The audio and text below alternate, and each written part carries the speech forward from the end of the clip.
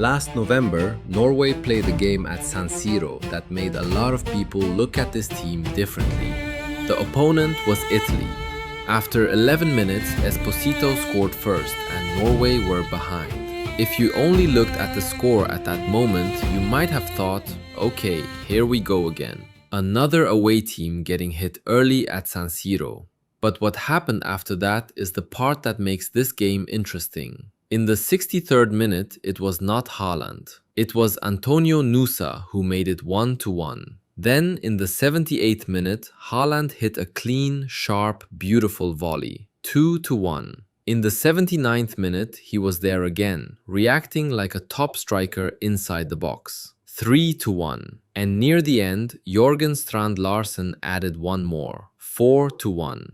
That result sent Norway to their first World Cup since 1998. But for me, the most important thing about that match is not just how good Haaland's 2 goals were. It is the order. Nusa opened the game first. Haaland took over after that. Strand Larsen finished it off. That order tells you something about the real structure of this Norway team, and it also points toward their biggest question at the World Cup. Haaland is obviously Norway's biggest weapon. No one is denying that. In qualifying, Norway won all 8 games, scored 37 goals and conceded only 5. Haaland scored 16 goals in 8 matches. Ødegaard had 7 assists. This is not a team that just got lucky and slipped into the World Cup. They genuinely dominated their qualifying group. The 11-1 win over Moldova says a lot about the ceiling of this attack. Haaland scored 5 in that game and Aasgaard came off the bench and scored 4. You look at those numbers and you think, this team can do serious damage. But qualifying against Moldova is one thing. Playing France and Senegal at the World Cup is something else. The numbers matter, but they are not the whole answer. The real problem is that Haaland is so strong and so obvious that Norway's attacking intention becomes very easy to read.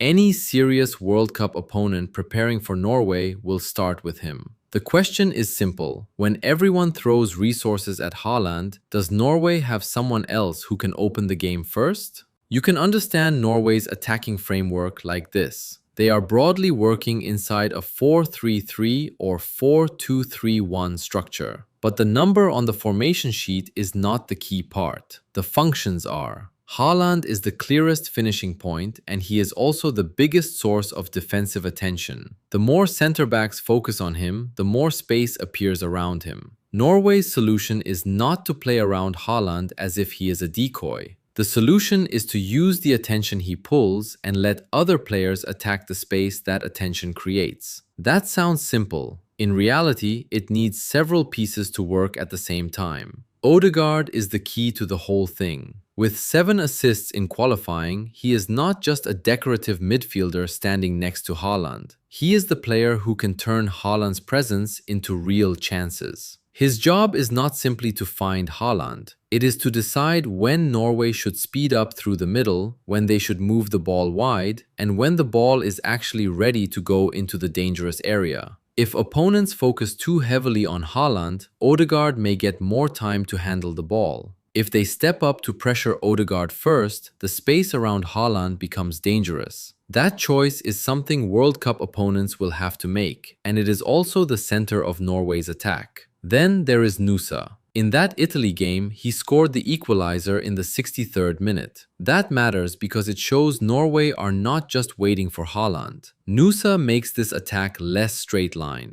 If the opponent only protects the middle, he can create 1v1 situations out wide and force the backline to shift across. Once the defense shifts, the timing in the middle changes. That is probably Norway's clearest second route to breaking a game open. Strand Larsen and Aasgaard represent the second wave. When Haaland is heavily marked, Norway cannot just stand around and wait for him to finish everything himself. Someone has to attack the second ball, the far side, or change the rhythm from the bench. Strand Larsen's late goal at San Siro and Aasgaard's 4 goals against Moldova show that Norway do have options there. I cannot say for sure whether those players will produce consistently at World Cup intensity. But their existence is the difference between Norway and Haaland plus 10 other players. In the group stage, Norway have three very different questions to answer. Start with Iraq. On paper, this sounds like the easiest game, but I actually think it might be the most realistic pressure test. In World Cup history, a lot of teams do not fall because of the strongest opponent in the group. They fall because of the game they thought they had to win. Ayman Hussein, Ali Jassim, Zidane Iqbal. Iraq are not a team with no individual quality. This kind of match is usually not open. The opponent may not come out and trade attacks with you. The rhythm can be slow. The space can be compressed. The physical contact can be constant. And the game can become messy and uncomfortable. Norway cannot just get impatient and keep smashing the ball into the box. That only makes the game more anxious. The better route is to stretch the pitch, involve Nusa out wide, let Ødegaard look for the final pass, and create a second wave from outside the box or from loose balls. Haaland can pull attention inside the penalty area, but the actual breakthrough may not come from his first finish. The key in that match is not whether Norway look beautiful. It is whether they can maturely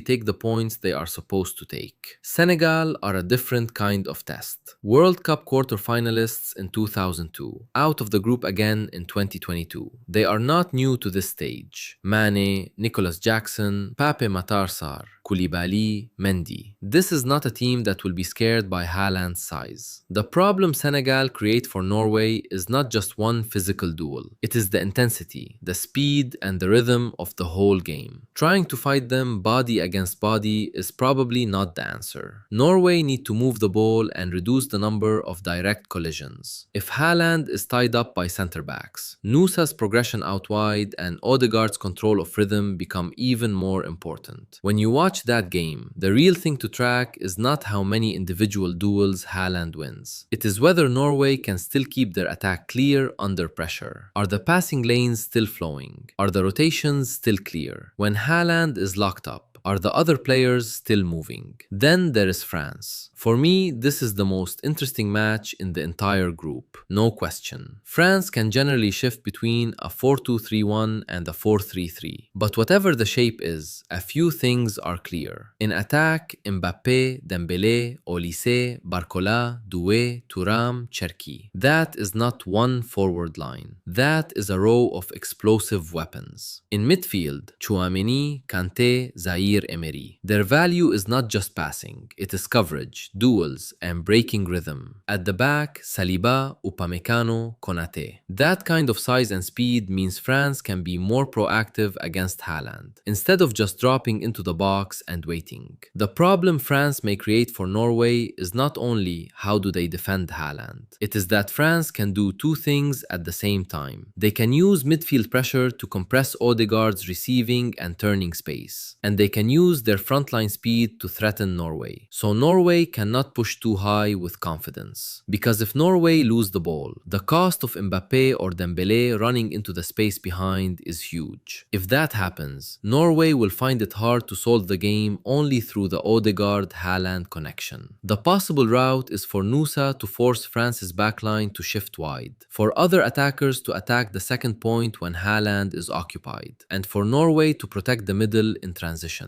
If Haaland is locked up, Norway's real chance may not come from his first finish. It may come from the space he creates by pulling defenders with him. That is the signal I would really watch in that match. There is also another layer to this game. This is not a copy of the Messi and Ronaldo rivalry, but for a lot of people, it will be the first time they see Mbappé and Haaland in the same World Cup picture. That alone makes the match worth watching. And this game may decide how people define Norway. Are they just a challenger with a superstar striker, or are they a real dark horse that can force strong teams to worry about multiple threats at the same time? So Haaland is not the problem himself. The real problem is that he looks too much like the only answer. That is what the World Cup does. It studies your answer, limits your answer, and then forces you to find a second one. Norway's real question is not whether Haaland can score. We already know he can. It is whether Nusa, Ødegaard, Strand Larsen and Aasgaard can keep the the game opening up when France and Senegal put all their attention on him.